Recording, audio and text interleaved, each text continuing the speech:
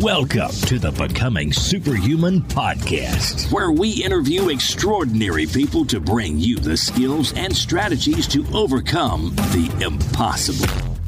And now, here's your host, Jonathan Levy. Before we dive into today's episode, I want to let you guys know about an opportunity to learn some of the most important skills in life, if not the most important skills. And those are the skills of learning and doing so rapidly, effectively, and easily. You see, guys, I'm putting on a completely free 60-minute webinar that you guys can check out, where I will be going into my absolute best memory tips, learning tips, and speed reading tips so that you can immediately begin applying them and accelerating your learning of anything and everything. All you need to do to claim your spot in this free webinar is visit jle.vi/webinar.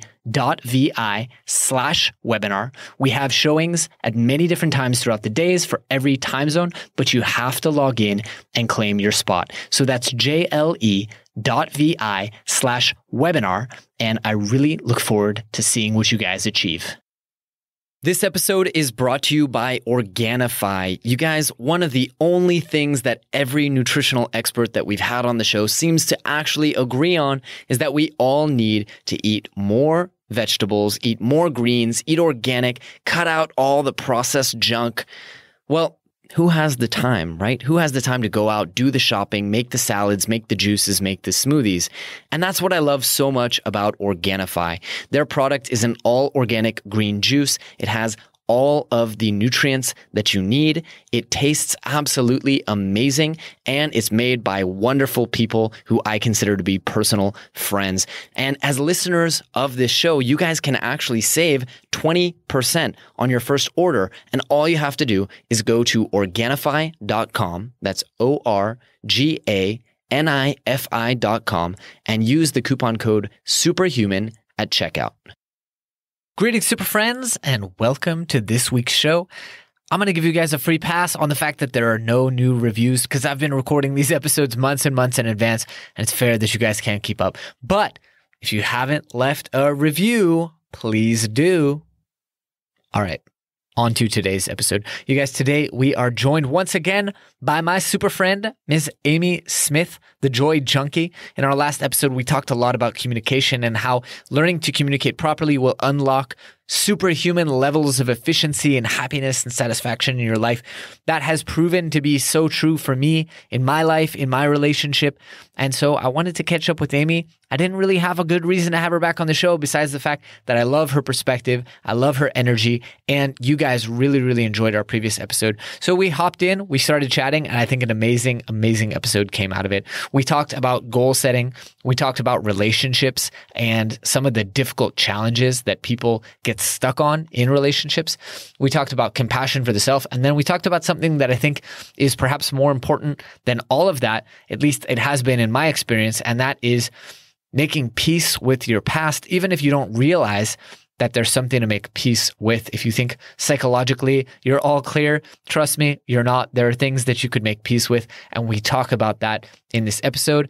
I really enjoy talking to Amy, as you know. I'm sure you guys will enjoy listening to it. So let me present to you my super friend, Miss Amy Smith.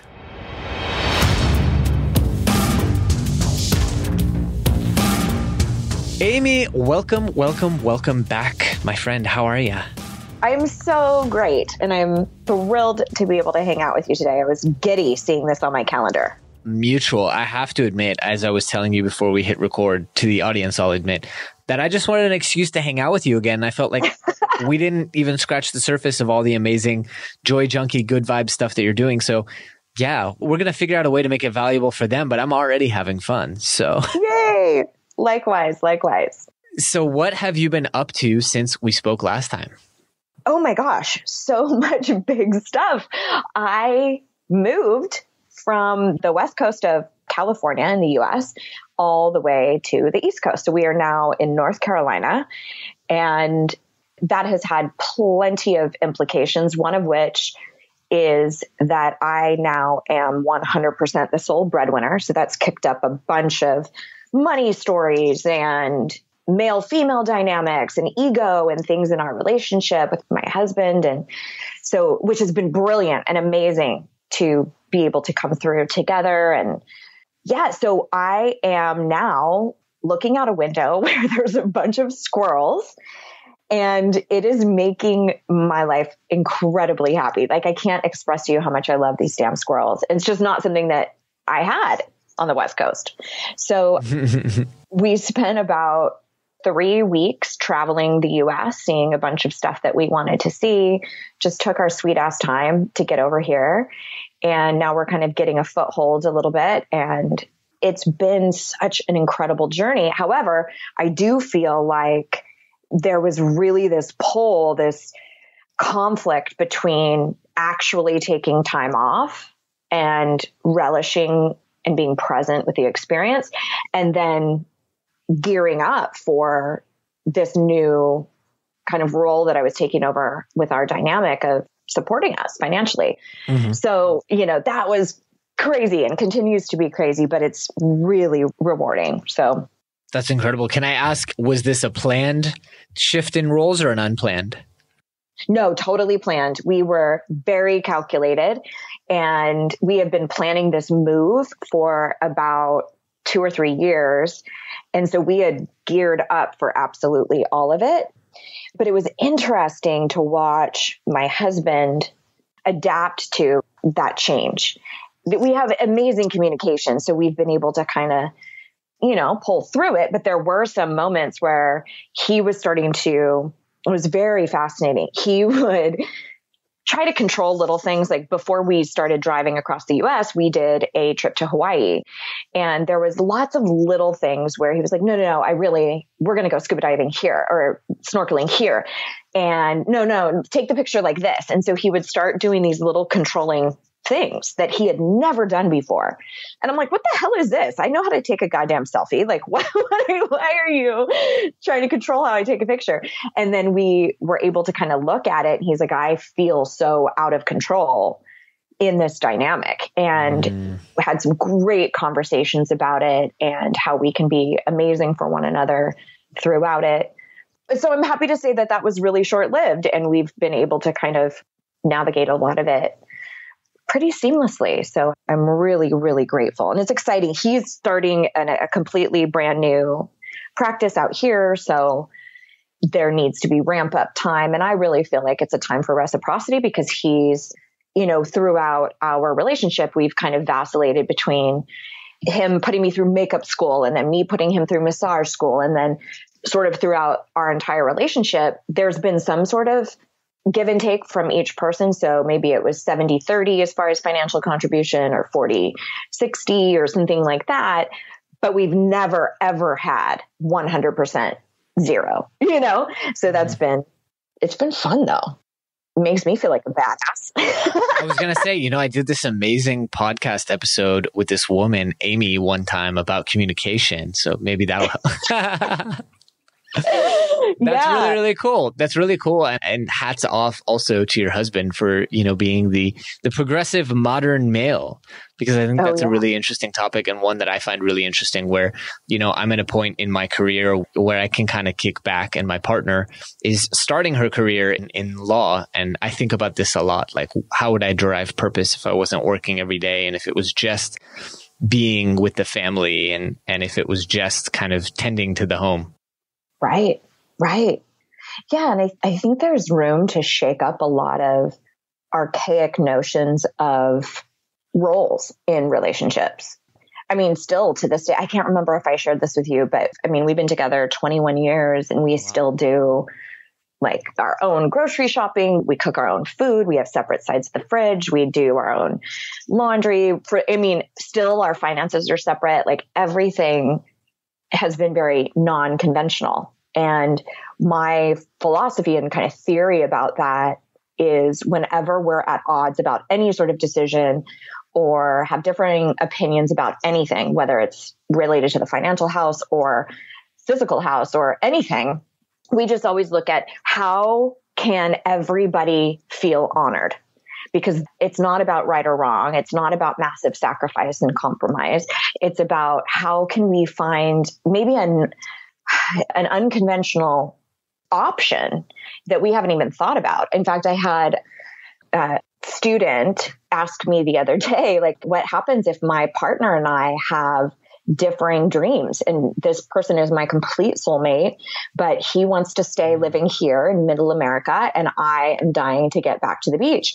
And I said, well, then you put together a plan. It doesn't have to be one person wins and the other person doesn't. What if you have 6 months where you live here, 6 months you live there? Mm-hmm. You have a summer home. You create a beach room in your house. You can start creating whatever you want. It's just about creating a plan. And that really truly is how we've gotten to this point, moving across the US.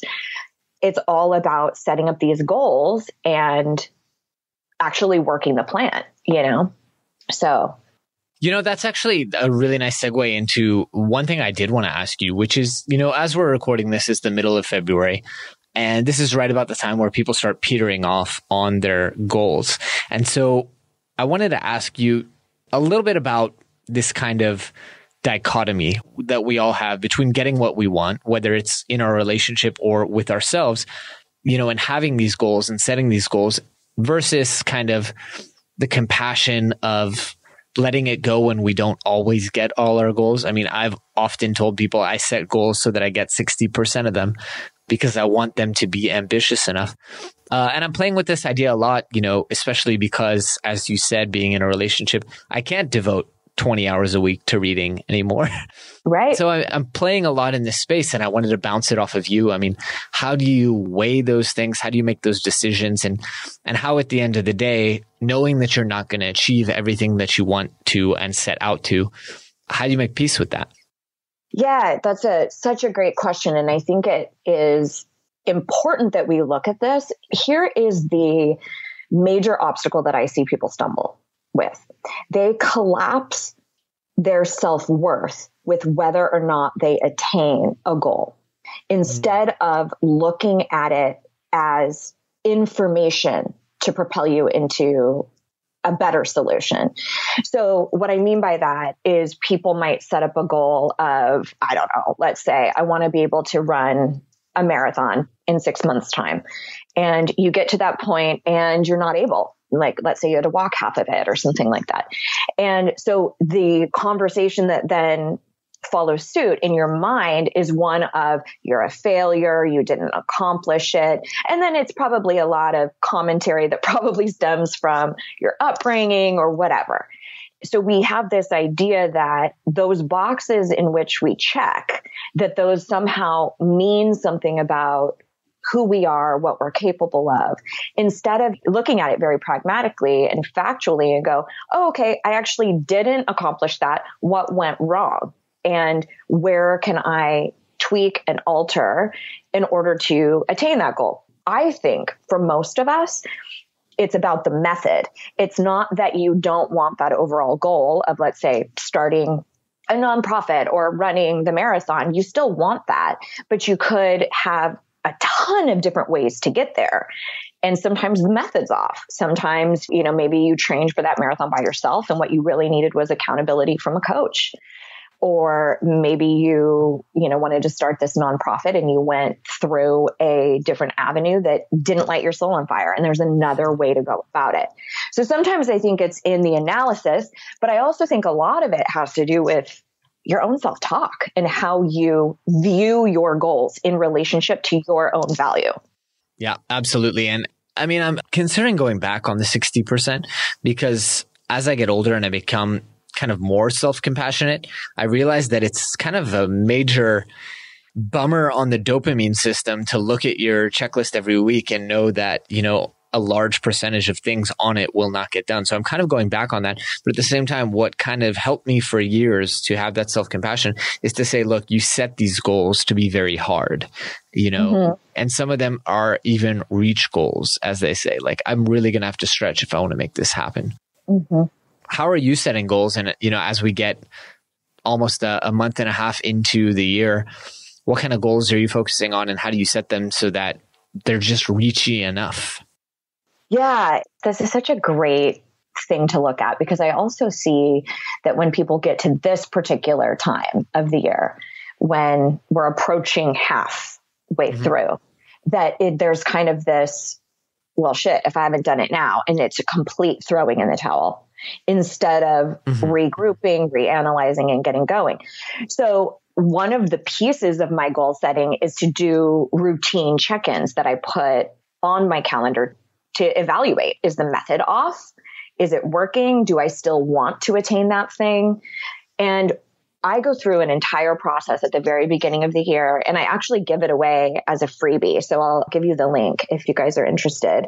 But I do a whole process around celebrating the year that has passed and then looking for what I want to accomplish in the new year. And I break it down into 8 different segments of my life.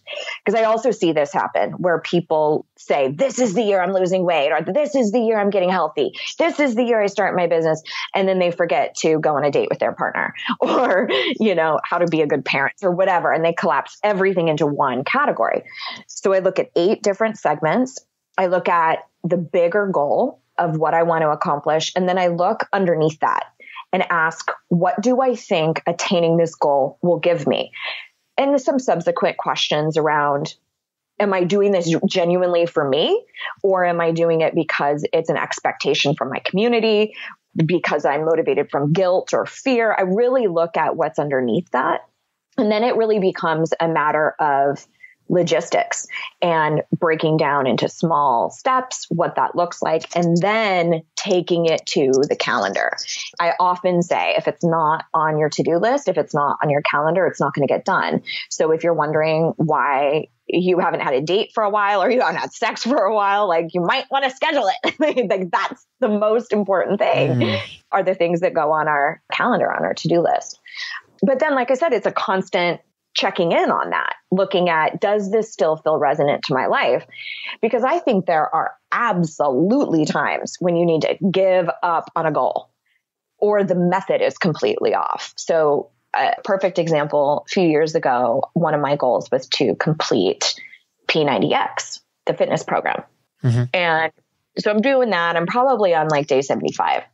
And I had found that I was dragging. I was not looking forward to any of my workouts, just hating it. And I realized the only reason why I would finish this was just to say that I could. And it was actually costing me more by digging my heels in and saying, I have to finish this. So instead, I switched the method, decided on a different program that lit me up and I got really excited to do, and then was able to still accomplish the different, physical goals that I had.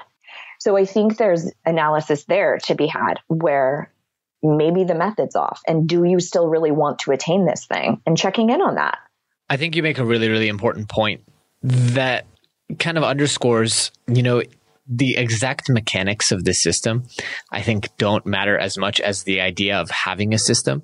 Like the fact that you do set goals, whether you set them at 60%, whether you want to accomplish 100%, whether you reevaluate them every week or every 6 months or every year, but it's just find the system that works for you so long as you have a system. That's right. That's right. And it's interesting to hear you talk about a percentage, because I've never even measured them from that perspective. I kind of looked at them more, I either did it or I didn't do it. So I think that that's actually really helpful for me to start looking at, no, you put all of these things into place in order to accomplish that goal. That's a percentage. So I like that. That right. sounds Well, great for me, it's I do a binary, right? It's like either I did or I didn't, but it's like I set the goals in such a way that I aim to achieve 60% of them. Got it. Which isn't for everybody, by the way. Not at all. Right. And it's interesting, though, because I think that there are so many components that go into setting goals and achieving them. And everybody has a different perspective. Writing them down every day can be really advantageous. Everybody has a different perspective about what gets them into action.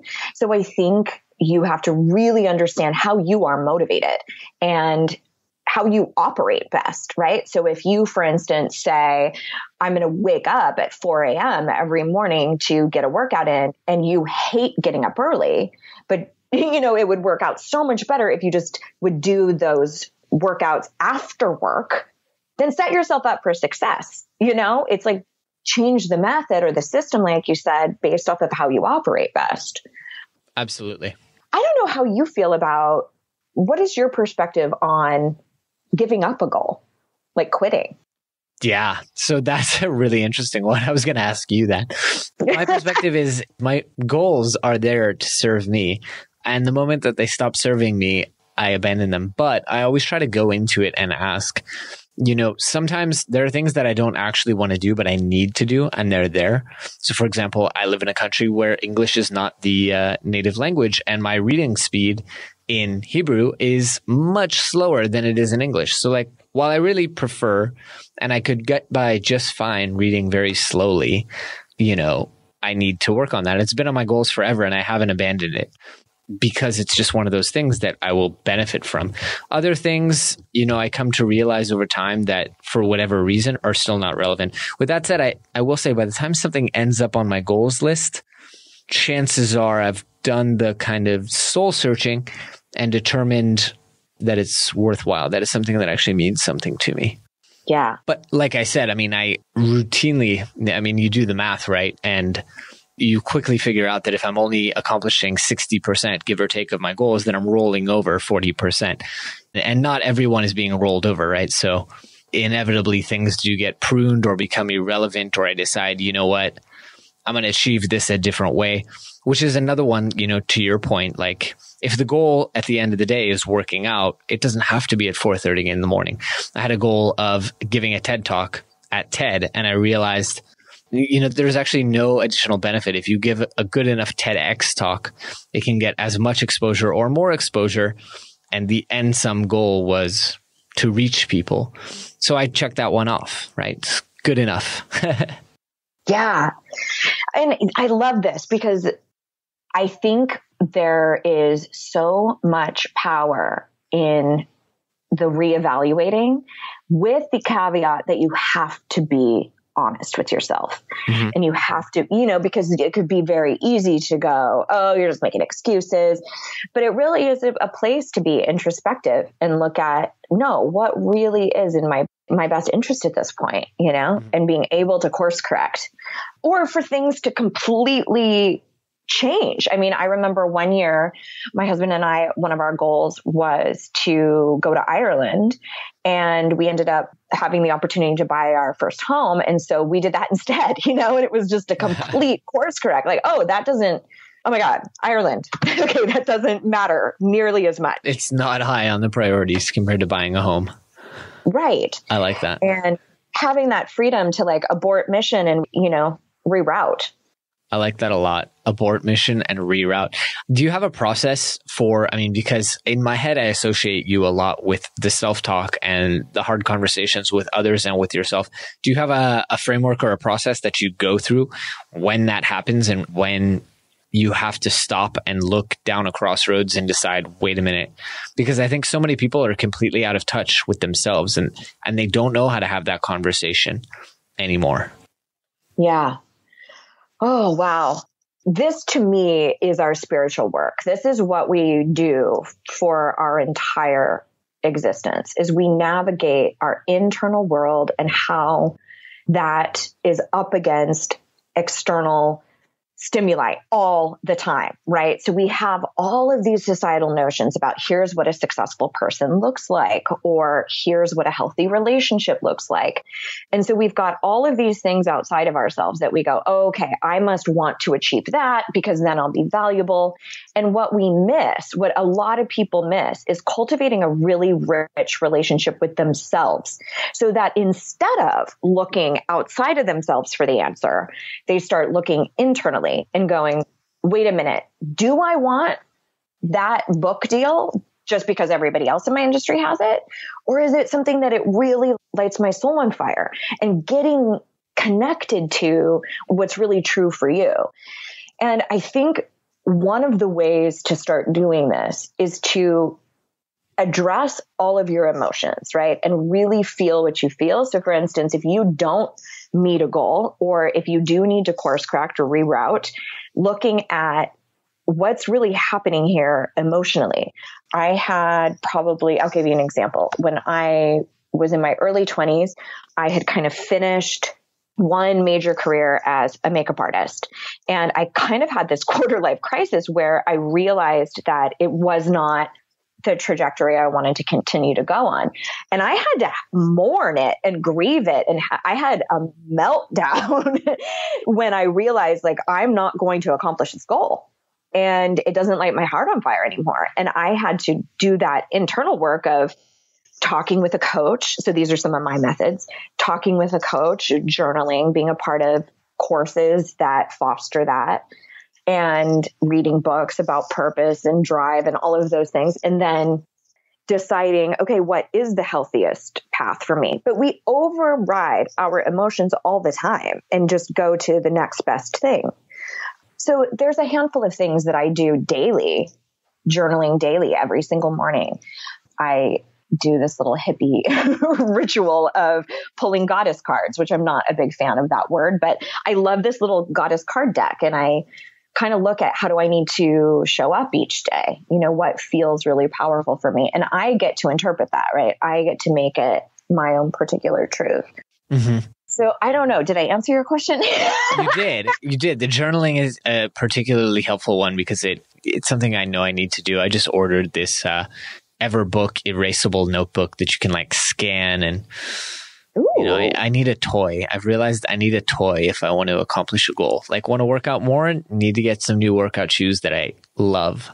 Yes. So I'm realizing, like, well, you know, it's the whole Charles Duhigg, like, habit, cue, response, reward thing. Like, cue, not wanting to set a goal, response, writing down, sitting down quietly with warm cup of coffee. I like it. Yeah. I want to change gears though, because, you know, I'm browsing through and I'm realizing that you've done so many podcast episodes and you talk about so many topics. And I want to ask you, because I don't know about you, but I get obsessed with subjects, and it seems like people always ask me about the same stuff, right? Like the stuff that I'm known for talking about, but I get obsessed about other completely random topics, you know, niche topics of entrepreneurship. So I want to ask you, what topics are you obsessed about right now that you're talking about at every dinner party that you just can't wait for people to ask you about? Oh my goodness. I can tell you mine if you need a minute to think. Yeah, tell me yours. So I was completely obsessed with blockchain for like 6 months, and then I kind of burnt through all the material that I could find and all the knowledge that I wanted to seek. It's kind of a nasty side effect of being an accelerated learning expert. My current obsession is building community around amazing people. So I just joined Genius Network, which I'm really excited about, and I'm excited to meet some of the people whose work I admire so much. And then the other thing I'm really, really obsessed about is, you know, we all work so hard for all the money that we make, but how can you actually leverage it to improve quality of life? So money sitting in the bank is very pointless if it doesn't actually improve your quality of life. So just this week, I started having a cleaner come twice a week instead of once.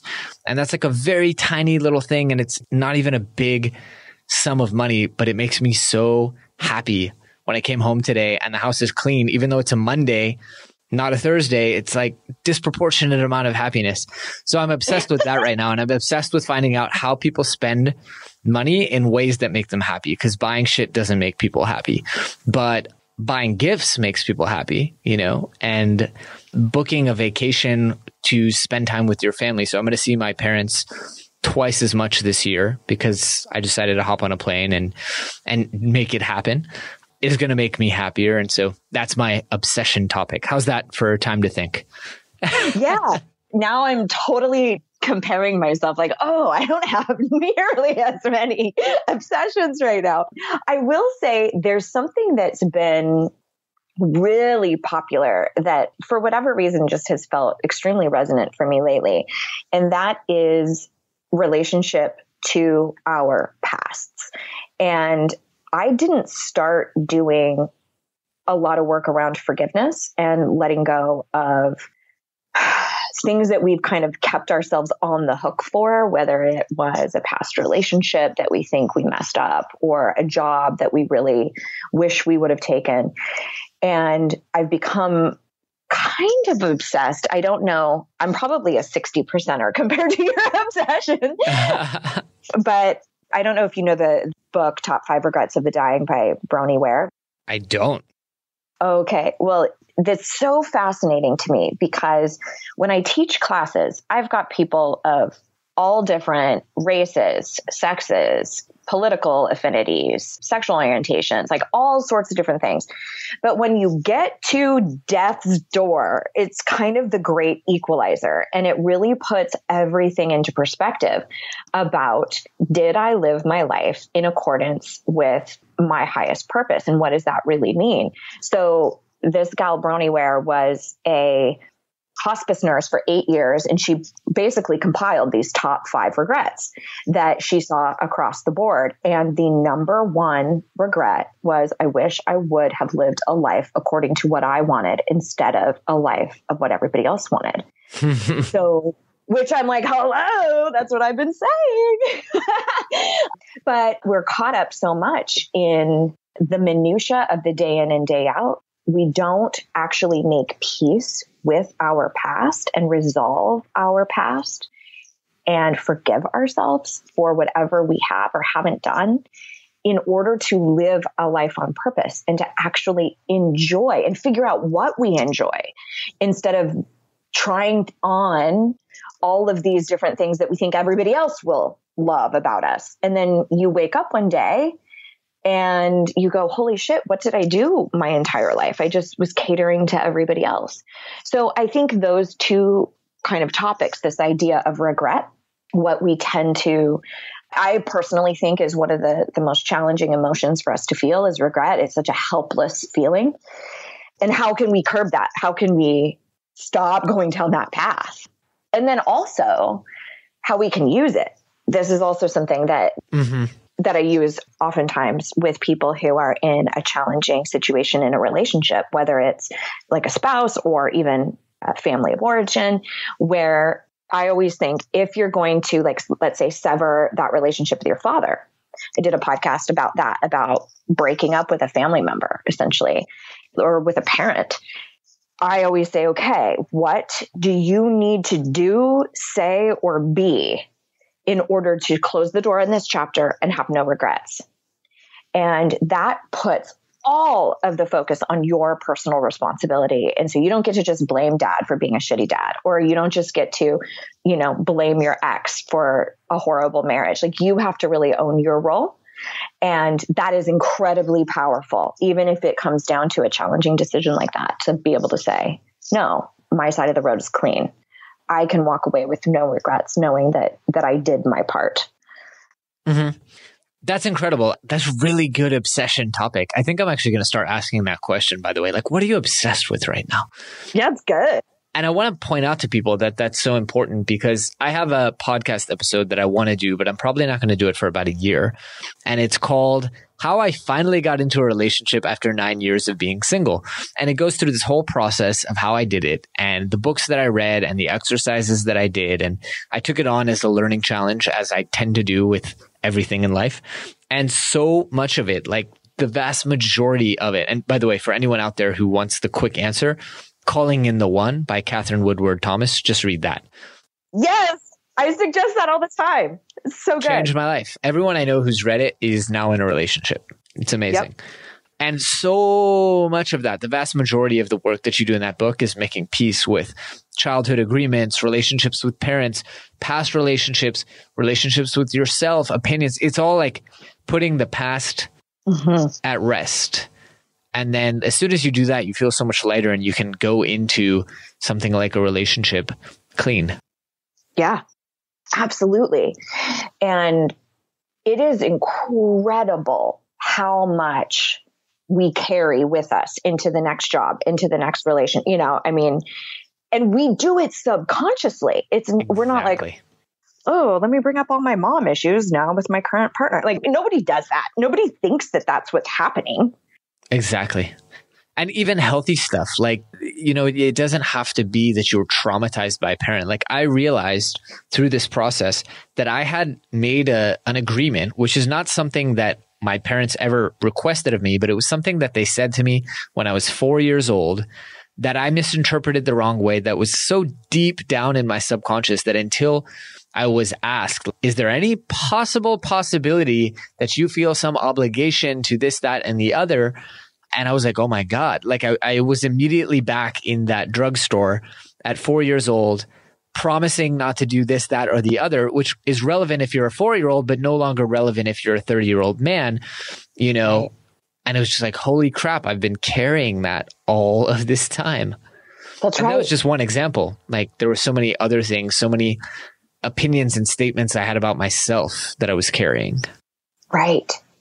Right. Oh my gosh, this is so good. This is so good because people in that situation, they don't go, oh, I need to make peace with my 4-year-old self and the things that I, was up against with my family. We go, oh, I need a girlfriend, right. And we look at all the surface shit instead of going underneath to figure out, well, what has been happening over the last 9 years? Was there a process of insulating yourself and of keeping yourself safe? Was there a vulnerability? Was there whatever?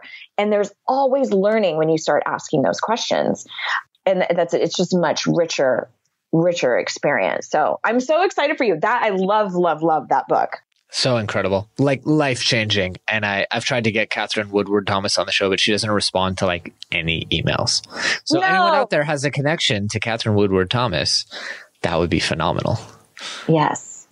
Awesome. So Amy, I want to give you an opportunity to give us an update on kind of what projects you have coming out and how people can remain in touch with you, because I'm sure people reached out to you after last episode. But what can we expect to come out between now and when this episode comes out? Yeah, well, let's see. I am going to be it's right at the preliminary stages. So I don't know exactly what it's going to look like, but I have been threatening to do a project with my partner, who is my co-host on my podcast, and people really enjoy our dynamic. And I used to do a lot of work in relationships and teaching couples how to communicate and creating systems for their life. And I kind of abandoned it because it was just so frustrating to me. And I realized that underneath all of that, it was people taking ownership of who they are and really owning that piece. And so that's how I got really involved into the speaking your truth and having tough conversations and owning your worth and your value and all of that stuff. And now, 5 years later, I'm at the point where I'm ready to dip my toe back into that relationship piece, because I'm starting to understand more about the challenges that people have and how we can infuse our self-talk, our self-worth, our relationship to the past, like you said, into having a happy relationship now.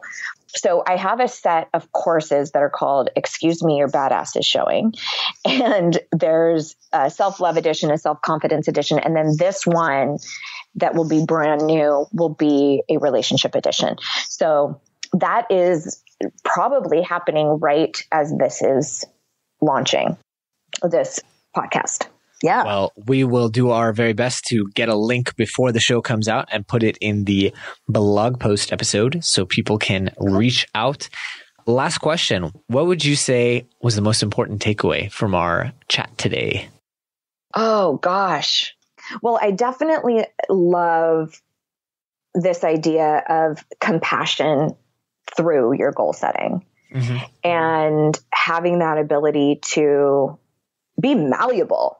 That if we're talking about goals, it's for you, it's in service of you. And that's awesome. So you also get to reroute, you get to call the shots, and you get to mourn if it breaks your heart, and you get to regroup and continue on.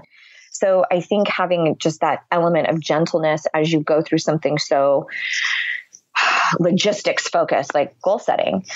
Yeah. So I think probably that paired with the idea of handling whatever might be arresting you from your past that's really influencing your present. That's my big one. Yeah.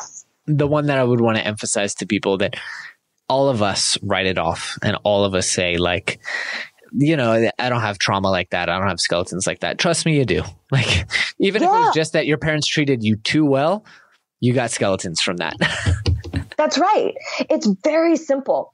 We experience an incident, a chapter of our life, and then we make that mean something. We interpret it to mean something. And our interpretation is what we are unpacking. That's really what it comes down to. And we all have that, whether that scenario, that instance, that chapter of your life was really positive, we interpreted it to mean something. So yeah, it doesn't have to be this egregious upbringing. It's really, truly just about what you've made it mean. Absolutely. Amy, I want to thank you again for coming on the show and sharing your wisdom and excitement and enthusiasm and inspiration with us. I, as you know, will take any excuse to catch up and chat with you, and I'm sure our audience benefited as well. Yay. I hope so. It's been a blast. All right. You take care. All right. You too. Bye-bye. All right, Super Friends, that is all we have for you today, but I hope you guys really enjoyed the show, and I hope you learned a ton of actionable information, tips, advice that will help you go out there and overcome the impossible. If you've enjoyed the show, please take a moment to leave us a review on iTunes or Stitcher, or drop us a quick little note on the Twitter machine at GoSuperHuman.